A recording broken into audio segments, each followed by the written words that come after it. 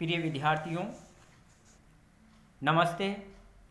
आज के इसी कंटेंट में हम चर्चा करेंगे प्रयोगवादी विचारधारा के प्रवर्तक कवि अगे द्वारा रचित उनकी प्रसिद्ध कविता कितनी नावों में कितनी बार के प्रारंभिक अंश की, जिसमें हम देखेंगे कि कवि ने रहस्यवादी व्यक्तित्ववादी विचारधारा के अनुसार अपने व्यक्तित्व को पहचानने के संबंध में हमें बताया है कि वह अनेक प्रयासों से अपने व्यक्तित्व का निर्माण करता रहा, परंतु आंतरिक व्यक्तित्व का निर्माण इच्छानुरूप नहीं हो सका।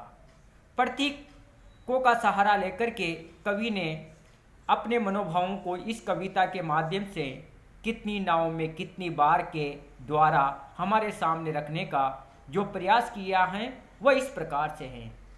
कितनी दूरियों से कितनी बार, कितनी दूरियों से कितनी बार, कितनी डगमग नावों में बैठकर मैं तुम्हारी ओर आया हूँ।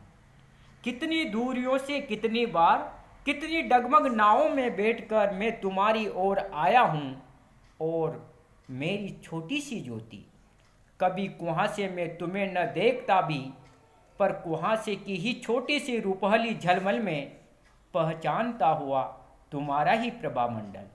कितनी बार मैं धीर आश्वस्त अक्लांत ओ मेरे अनबूझे सत्य कितनी बार। यहाँ पर कवि कहता है कि मैं कितनी दूरियों को कितनी बार पार करके, कितनी दूरियों से कितनी बार, कितनी डगमग नावों में बैठकर मैं तुम्हारी ओर आया हूँ, कि मैं कितनी दूरियों को कितनी बार पार करके हिलती डुलती हुई तथा जीवन धारा में डगमगाती हुई नावों में बैठ कर के तुम्हारी ओर आया हूँ, फिर भी तुम्हें नहीं पा सका हूँ। कितनी दूरियों में कितनी बार, कितनी डगमग नावों में बैठकर मैं तुम्हारी ओर आया हो मेरी छोटी सी ज्योति।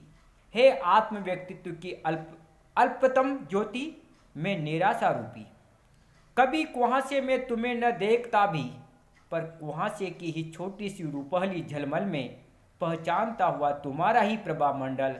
कितनी बार मैं धीर आश्वस्त अक्लांत हो मेरे अनबूझे सत्य कितनी बार। कवि कहता है कि हे आत्म व्यक्तित्व की अल्पतम ज्योति, मैं निराशा रूपी कुहासे में देखना चाहता हुआ भी तुम्हें स्पष्टतया नहीं देख पाता हूँ। केवल तुम्हारी छोटी सी सुंदर चमक या रूपली झलमल में इतना सा ही पहचान पाता हूँ कि तुम्हारी छोटी सी, तुम्हारा जो प्रभा मंडल है वह अत्यधिक उदात्त एवं उज्ज्वल कांतिमय है। पहचानता हुआ तुम्हारा ही प्रभा मंडल। कितनी बार में, कवि कहता है कि इतनी पहचान रखने पर भी मैं कितनी ही बार तुम्हें प्राप्त करने के लिए प्रयास करता रहा हूँ। कितनी बार में धीर आश्वस्त अक्लांत, धैर्यपूर्वक आश्वस्त विश्वस्त होकर के तथा सजग रह करके कितनी ही बार आत्म सत्य की अनबूझ पहली को समझने जानने का प्रयास करता रहा हूँ।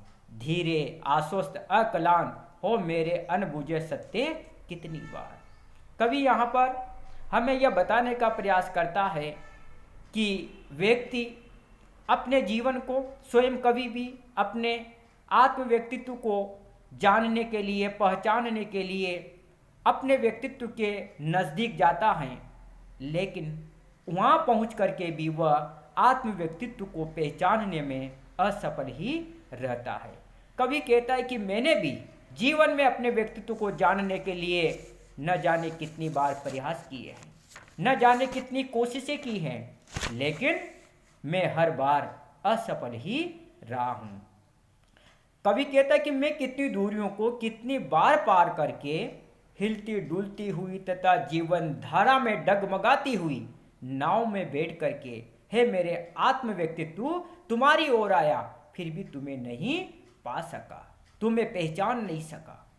हे आत्म व्यक्तित्व की अल्पतम ज्योति, मैं निराशा रूपी कुहासे में अर्थात निराशा के कोहरे में देखना चाहता हुआ भी तुम्हें स्पष्टतया नहीं देख पाया। केवल तुम्हारी छोटी सी एक सुंदर चमक या रूपली झलमल में इतना सा ही पहचान पाता हूँ कि तुम्हारा जो प्रभा मंडल है वह अत्यधिक उदात्त एवं उज्ज्वल कांतिमय है। इतनी पहचान रखने पर भी मैं कितनी बार तुम्हें प्राप्त करने के लिए प्रयास करता रहूं और धैर्यपूर्वक विश्वस्त होकर तथा सजग रहकर कितनी ही बार आत्म सत्य की अनबूझ पहेली को समझने जानने का प्रयास करता रहा हूँ। इसलिए हे मेरे आत्म व्यक्तित्व, मैं कितनी ही बार प्रयास कर चुका हूँ, लेकिन फिर भी अनबूझ पहेली को समझने जानने की जो मेरी जिज्ञासा है वह आज भी बरकरार है, बनी हुई है। कवि ने यहाँ पर रहस्यवादी भावना एवं प्रतीकात्मकता के कारण जो भावों की अभिव्यक्ति की है उसमें थोड़ी सी जटिलता, कठिनता, दुर्हता आ गई है, किंतु फिर भी इसमें कवि के आत्म व्यक्तित्व की छटपटाहट अवश्य ही स्पष्ट रूप से अभिव्यक्त हो जाती है। प्रतीक योजना एवं भावों की अभिव्यक्ति प्रकर है। अप्रस्तुत विधान के द्वारा निराशा एवं व्यवस्था का जो चित्रण कवि ने किया है वह एक सहज मानव के लिए उचित है। तो इस पद्यांश के माध्यम से कवि ये समझाने का प्रयास करता है कि व्यक्ति अपने आत्म व्यक्तित्व को जितना भी पहचानने का प्रयास करता है, उसके निकट जाने का प्रयास करता है, यदि पूर्ण समर्पण नहीं है तो वह उसे पहचान नहीं पाता है। धन्यवाद। जय हिंद, जय भारत।